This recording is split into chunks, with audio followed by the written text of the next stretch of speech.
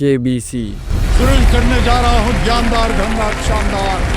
कौन बनेगा करोड़पति? ये कोई सवाल जवाब वाला शो नहीं। आपकी स्क्रीन के ऊपर ये रहा। इसके पीछे ये करोड़ों का बिजनेस करते हैं।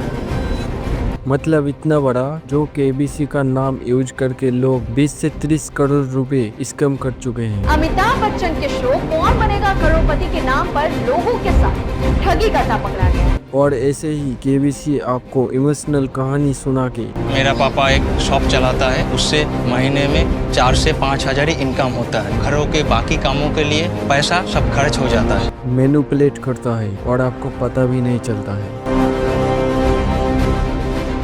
अभी केबीसी में 10 साल का बच्चा कंटेस्ट बन के आया था। कैसा लग रहा है आपको यहाँ आ गए? बहुत एक्साइटेड लग रहा है मुझे। केबीसी ने उस बच्चे का एक वर्ड डीआरपी के लिए यूज किया। मेरे को रूल्स पता है, इसीलिए आप अभी मेरे को रूल्स समझाने मत बैठना। सर एक क्या, उस पे 4 लॉक लगा दो, लेकिन लॉक करो।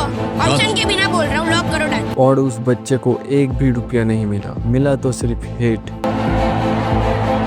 हर जगह से लोग उस बच्चे के नाम पे अपना अपना ओपिनियन दे रहे थे। इसके parents think this is funny, this is not funny, this is very disrespect. पूरे इंटरनेट पे डिबेट चल रही है उस बच्चे को लेके। जब शुरू में अमिताभ बच्चन ने उस बच्चे को पूछा, मैं तुम्हें गेम का रूल्स बता देता हूँ, वैसे ही बच्चा बोलता है, मुझे रूल्स सब पता है। मेरे को रूल्स पता है, इसीलिए आप अभी मेरे को रूल्स समझाने मत बैठना। फिर उसे जब पहला सवाल पूछा गया, पहला प्रश्न 5000 पॉइंट तेरा आपके सामने। तो बहुत इजी था, मुझे कोई ऑप्शंस की जरूरत नहीं और सही आंसर बता दिया। ऑप्शन के बिना बोल रहा हूँ, लॉक करो डन। कर दे।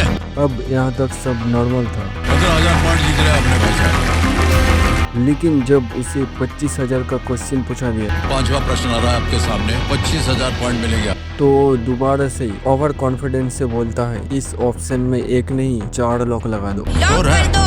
सर एक क्या, उस पे 4 लॉक लगा दो, लेकिन लॉक कर। और इसी ओवर कॉन्फिडेंस से वो लड़का गलत जवाब दे दिया। भाई साहब ये रास्ता जो है आपका गलत हो गया। और उस बच्चे ने एक भी पैसा नहीं जीता। इसके बाद एक नया गेम शुरू हुआ और एक बहुत बड़ा कंट्रोवर्सी शुरू हुआ। शो की क्लिप्स वायरल होने लगी। मेरे को रूल्स पता है, इसीलिए आप अभी मेरे को रूल्स समझाने मत बैठ। सर एक क्या, उस पे 4 लॉक लगा दो, लेकिन लॉक करो। ऑप्शन के बिना बोल रहा हूँ, लॉक करो। टीआरपी में स्पाइक्स आ गई और केबीसी का इस एपिसोड में मिलियंस में व्यूज आ गई।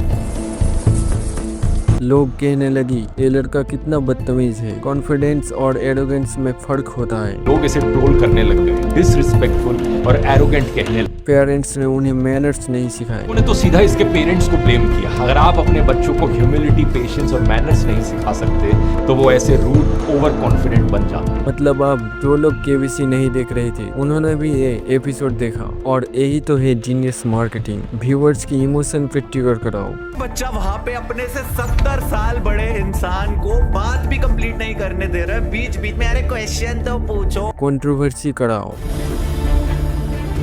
टीआरपीएफ अपने आप मिलेगी। केबीसी हर सीजन ऐसे इमोशनल और कंट्रोवर्सी इंक्लूड करता है जो ऑडियंस को इंगेज कर सकता है।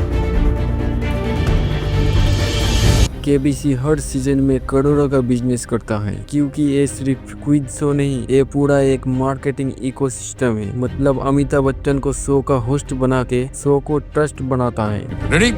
फर्स्ट फिंगर फर्स्ट का प्रश्न आपकी स्क्रीन से ऊपर ये रहा। अब केबीसी अपना एडवर्टाइज कुछ अलग तरह से करता है। जब अमिताभ बच्चन कहते हैं ना, कंप्यूटर जी इस सवाल को लॉक करा जाए, कंप्यूटर महाशय पी विलियम हॉकिंस को ताला लगाया जाए, तब वो सिर्फ एक डायलॉग नहीं देता। जब वो बोलते लॉक किया जाए, वो एक्चुअल एक नॉर्मल लाइन नहीं रहती। गोदरेज लॉक का ब्रांड प्रमोशन छुपा रहता है जो हमें पता नहीं चलता है। जैसे गोदरेज लॉक के साथ Cadbury, axis bank, dream 11। KBC का एक इकोसिस्टम है। हर लाइन, हर पॉज, हर शो के पीछे एक मार्केटिंग छुपा रहता है। लेकिन ब्रांड्स अपना एडवर्टाइज कर रही है, लेकिन वो एड्स आपको फील नहीं होगा। और जैसे कि हम बार बार कहते हैं, अपनी पहचान बनाना, घर बनाना और हर्षित रहने का मौका जो एक ही बार मिलता है, सोच समझ कर उत्तर दीजिए। और आपको लगता है शो का नॉर्मल सफर और ये काम 1 या 2 ब्रांड्स नहीं, एक शो में 10 से 12 ब्रांड्स अपना प्रेजेंस दिखाता है और व्यूअर्स को नेचुरल लगता है। मतलब लोग इंटरटेन हो रहे हैं और ब्रांड्स अपना इम्प्रेशन भी छोड़ रहे हैं। एक 30 सेकंड का एड स्लॉट में केबीसी एक एपिसोड में 5 से 7 लाख रुपए कमा चुके हैं।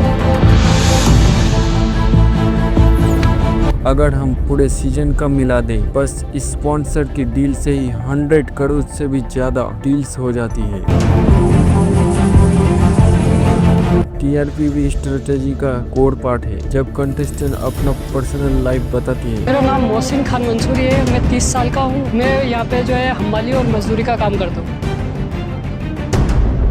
तो ऑडियंस इमोशनली कनेक्ट होती है और टीआरपी डबल हो जाती है। ये इफेक्ट सिर्फ एक एपिसोड तक लिमिट नहीं रहता है। एक इमोशनल स्टोरी के बाद अगले एपिसोड देखने की क्यूरियोसिटी ऑटोमेटिकली बदल जाती है। ऑडियंस के बीच डिस्कस शुरू हो जाती है, इस एपिसोड के बाद क्या होगा। और यही रीजन है केबीसी हर साल अपने लेवल मेंटेन रखता है और अपना ब्रांड वैल्यू 20 साल तक बजाय रखता है। जैसे कि हम बार-बार लेकिन आपको लगता है जो जीते उसके हाथ में पूरे के पूरे पैसा मिल जाता है, पर असल में केबीसी में जीते हुए पैसे के लगभग 30% टैक्स गवर्नमेंट के पास जाता है। मतलब 1 करोड़ जीतने में कंटेस्टेंट के पास 70 लाख ही जाता है, बाकी पैसे गवर्नमेंट की ट्रेजरी में चला जाता है और ये टैक्स केबीसी खुद डिटेक्ट करके जमा करता है। केबीसी हर साल अपने फॉर्मेट में कुछ अलग ही चेंजेस करता है। इनके हर चेंज के पीछे रहता है ऑडियंस को एंगेज रखना। कभी डिजिटल प्ले अलग फ्यूचर लेके आया था, जिससे लोग घर बैठे मोबाइल या कंप्यूटर से क्विज में पार्टिसिपेट कर सके।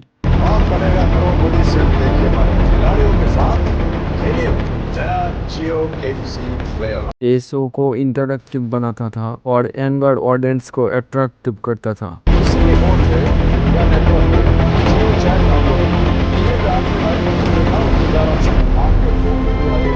और सोशल मीडिया कनेक्ट इंट्रोड्यूस कर गया, जहां लोग शेयर्स कर सकते थे, रील्स बना सकते थे और कमेंट में डिबेट कर सकते थे, और यही शो का एंगेजमेंट को और भी बढ़ा देता है।